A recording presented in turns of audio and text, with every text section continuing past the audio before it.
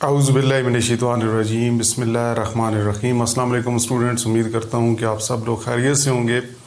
आज की जो वीडियो है ये बेसिकली फ़र्स्ट ईयर कंप्यूटर के जो लेक्चर्स जिस तरह मैं अपलोड कर रहा हूँ कंप्यूटर के, उनसे रिलेटेड ये फर्स्ट चैप्टर के अंदर एक टॉपिक है जो कि डिस्प्ले स्क्रीन से रिलेटेड है। आपको बोर्ड में नज़र यहाँ पे आ भी रहा होगा। डिस्प्ले स्क्रीन का आज हमारा टॉपिक है और डिस्प्ले स्क्रीन के अंदर फीचर्स हैं, ठीक है। कुछ हम कह सकते हैं कि जो कुछ प्रॉपर्टीज़ जिनकी बुनियाद पर हम एक डिस्प्ले स्क्रीन को दूसरी डिस्प्ले स्क्रीन के साथ डिफ्रेंशिएट कर सकें। बहुत ही आसान टॉपिक है, इतना मुश्किल नहीं है, सिर्फ आपने गौर से सुनना है। और अगर आपको फिर भी कोई चीज़ समझना है आप बेशक ओपनली कमेंट के अंदर करके मुझे मैसेज पूछ सकते हैं।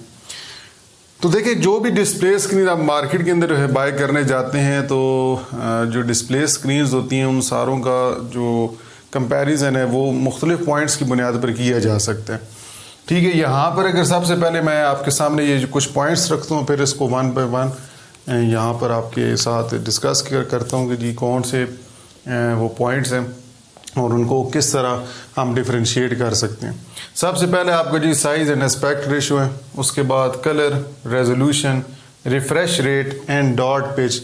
ये कुछ पॉइंट्स हैं जिनकी बुनियाद पर हम अभी पढ़ने जा रहे हैं कि जी एक डिस्प्ले स्क्रीन जो है वो दूसरी डिस्प्ले स्क्रीन से किस तरह डिफरेंट है।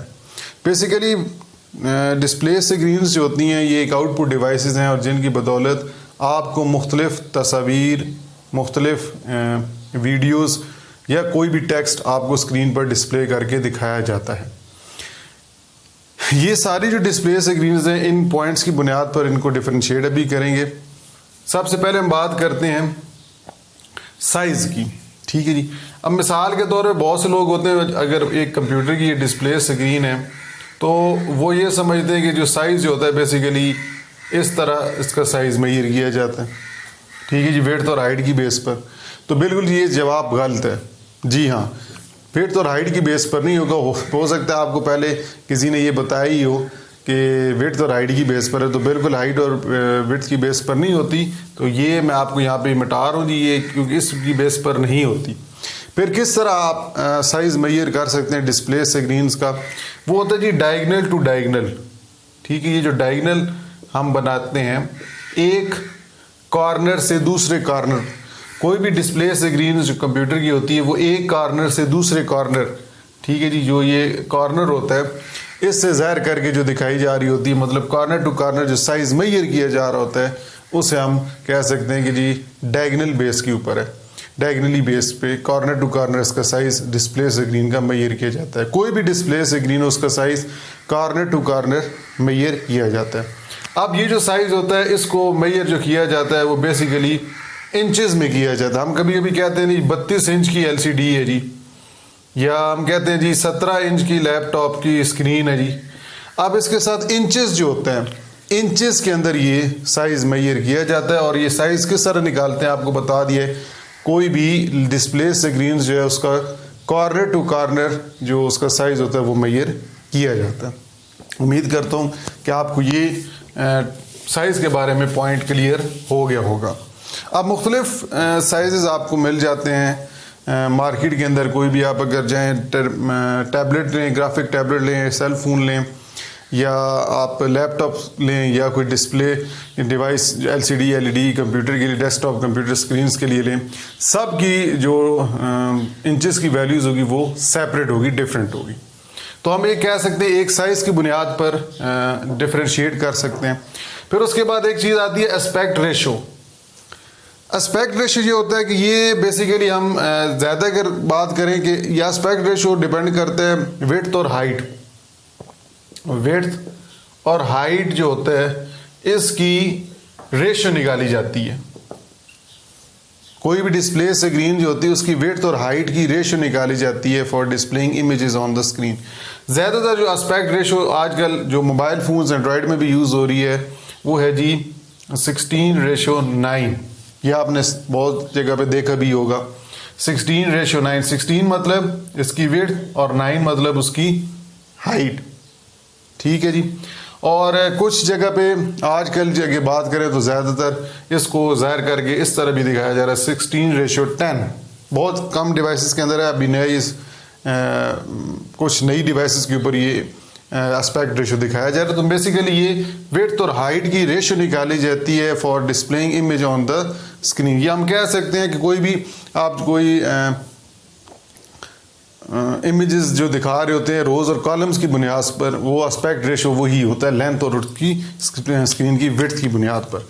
तो एस्पेक्ट रेशो जो होता है, आपको दोबारा बता रहा हूँ, हाइट और विड्थ इनकी रेशो निकाली जाती है for displaying images on the screen. तो 16:9 मोस्टली ये एस्पेक्ट रेशो एंड्रॉयड फ़ोन और डिस्प्ले डिवाइसेस के लिए इस्तेमाल की जाती है।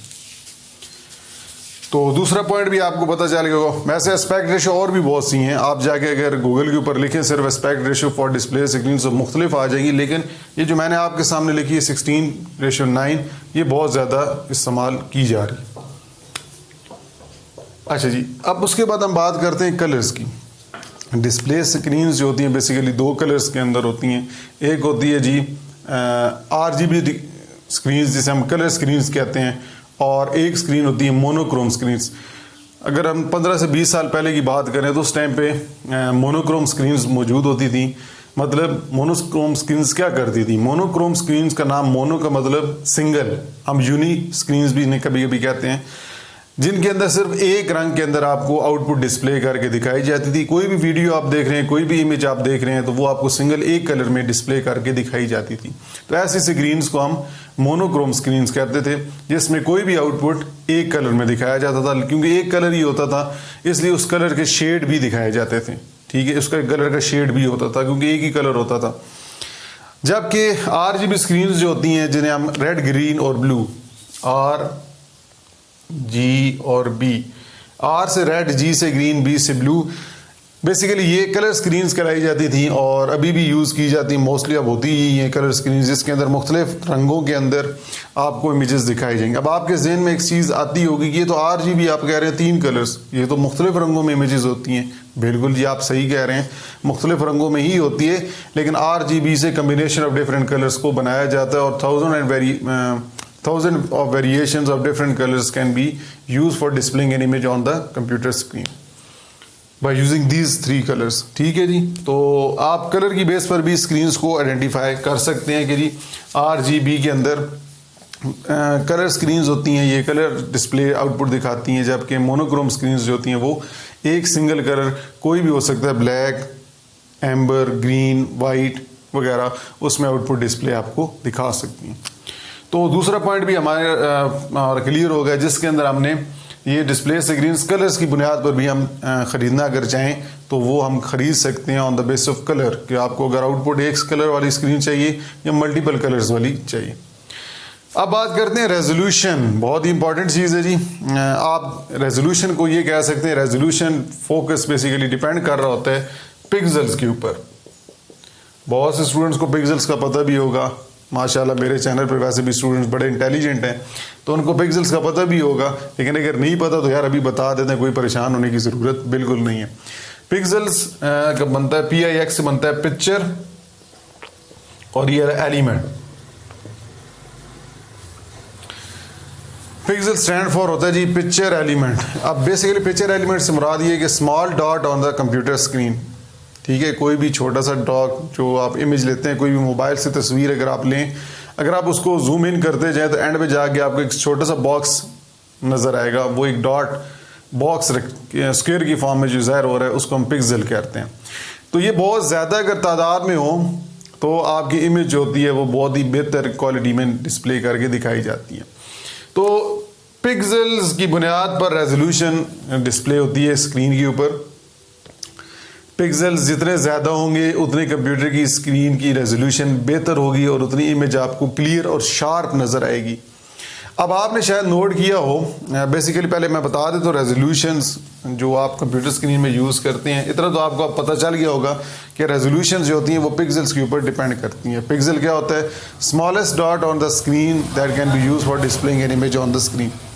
अब रेजोल्यूशन जो है मिसाल के तौर पर यहाँ पे लिखता हूँ जी 1920 मल्टीप्लाई बाय 1080। ठीक है जी, ये एक स्क्रीन की रेजोल्यूशन है। ये क्या है जी? स्क्रीन की एक रेजोल्यूशन है जिसमें 1920 क्या है, उसकी विड्थ है स्क्रीन की, मिसाल के तौर पे कोई भी कंप्यूटर की स्क्रीन है, उसकी जो ये विड्थ होगी ये 1920 होगी और जो उसकी हाइट होगी ये 1080 होगी। अब अगर हम मल्टीप्लाई का सिंबल अगर दरमियान में देखें, इसका मतलब ये है कि जब विड्थ और हाइट को मल्टीप्लाई करेंगे तो जो भी वैल्यूज आएगी उतने आपको इस स्पेसिफिक स्क्रीन के ऊपर डॉट्स ज़ाहिर करके दिखाए जाएंगे। इन 1080 और 1920 की मैंने एक एग्जांपल आपको दी है, और भी बहुत सी रेजोल्यूशन होती हैं, लेकिन अगर आप इनको मल्टीप्लाई करेंगे तो जितने आपकी वैल्यू आएगी मतलब इतने आपको स्क्रीन के ऊपर डॉट्स नज़र आएंगे। आपकी जितनी ज़्यादा रेजोल्यूशन होगी उतनी आपकी इमेज की शार्पनेस बेहतर होगी, क्लियर इमेज आपको डिस्प्ले करके दिखाई जाएगी। अगर आप अपने कंप्यूटर की स्क्रीन पे जाके डेस्कटॉप के ऊपर रेजोल्यूशन को अगर चेंज करें, इससे अगर कम करेंगे तो आप देखेंगे इमेज बड़ी आपको डेस्कटॉप पे नज़र आएगी। जब जितनी स्क्रीन की रेजोल्यूशन कम करेंगे, मतलब बहुत अगर उसकी कम वैल्यू लेके आएंगे, मिसाल के तौर पे अगर मैं कहता हूँ जी 800 इंटू 600, ये भी एक रेजोल्यूशन होती है। अगर इसको और इसका कंपैरिजन किया जाए तो 1920 एंड 1080 वाली जो स्क्रीन की रेजोल्यूशन है इसके ऊपर इमेज शार्प नजर आएगी एज कम्पेयर टू 800, और ये जो 1920 इंटू 1080 वाली जो स्क्रीन होगी इसके ऊपर इमेज आपको छोटी छोटी नज़र आएंगी, क्योंकि इनकी रेजोल्यूशन की तादाद बढ़ गई है। और अगर रेजोल्यूशन की तादाद कम हो तो इमेज बड़ी बड़ी नज़र आएगी। ठीक है जी, ये इनका एक ट्रिक है आपको समझने का कि 800 इंटू 600 वाली जो डिस्प्ले स्क्रीन होगी, उसकी स्क्रीन रेजोल्यूशन वाली, उसके अंदर इमेज आपको बड़ी नज़र आएंगी, आइकन्स बड़े नज़र आएंगे, जबकि 1920 एंड इंटू 1080 वाली जो स्क्रीन है इसके ऊपर आपको ये स्क्रीन के अंदर इमेजेस या आइकन्स जो है वो स्मॉल नज़र आएंगे। तो ये आपका जी स्क्रीन रेजोल्यूशन हो गया, जो कि बेसिकली पिक्सल्स के ऊपर डिपेंड करता है। उम्मीद करता हूँ कि अभी आपको ये चीज़ें सही समझ आ रही होंगी, मुश्किल नहीं है। फिर भी अगर आपको कोई सवाल हो तो आप पूछ लेंगे, ठीक है जी, कमेंट्स के अंदर।